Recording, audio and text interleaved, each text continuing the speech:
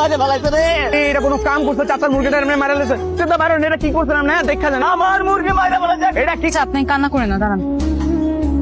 নেন, এটা মুরগি কিনে নিয়ে। টাকার খুশি কি নাই, আমার মুরগি ফেরত দে। ওই কার লগে কি কইতাছো? হিসাব করে কথা কইবা, চেনা রে? ঠিক না, ঠিক না, আমার মুরগি ফেরত দে। চাচা থাক, মেয়ে মানুষ তো, মাফ করে দেন। আচ্ছা মাফ করতে পারি, হ্যাঁ কান ধরে আমার কাছে মাফ চাইবো।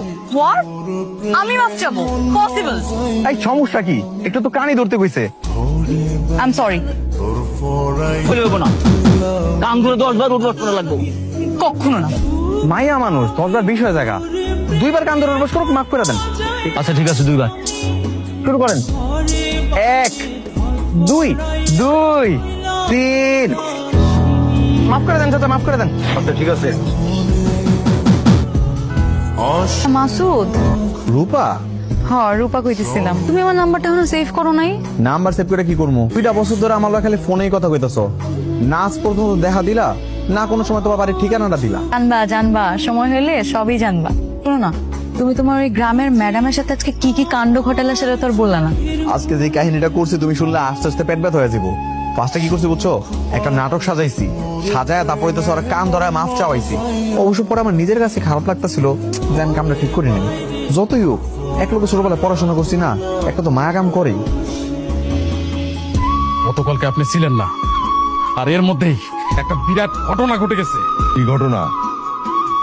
আমাকে ম্যাডাম রে রাস্তার মধ্যে মানুষের সামনে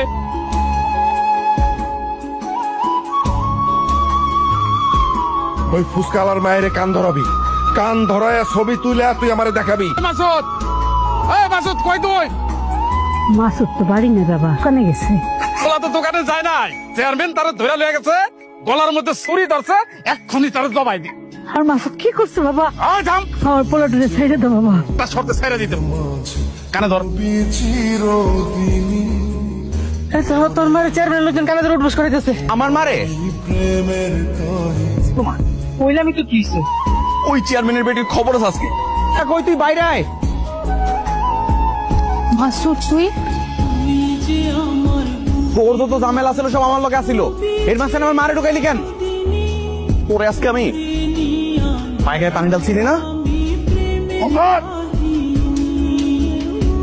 আমি সবকিছু সহ্য করতে পারি, কিন্তু আমার মারে অপমান করে আমি জীবনও সহ্য করতে পারবো না। আর ভুলটাই তুই করছিস, এর মায়ের আশকারা দিয়ে দিয়ে মাথায় তুলে ফালাইছেন। কি সমস্যা ছিল আপনাকে? শাস্তি দেওয়ার লাগে আমার দেন, আমার মার কাছে কি লেগে গেলেন? আজকের পর তুই যদি আমার সামনে পড়ছস, তুই আর তোর বাপ দুজনকে ভালো মতো বলতেছে, আমার থেকে বেশি খারাপ কেউ হইব না, মনে রাখিস।